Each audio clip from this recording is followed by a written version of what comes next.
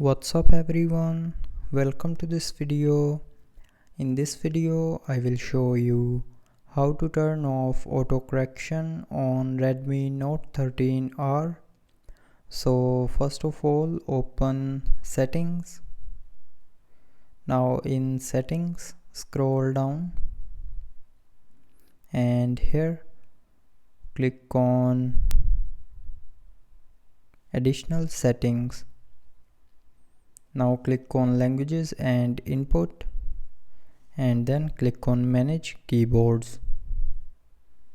Now click on Gboard and then click on text correction.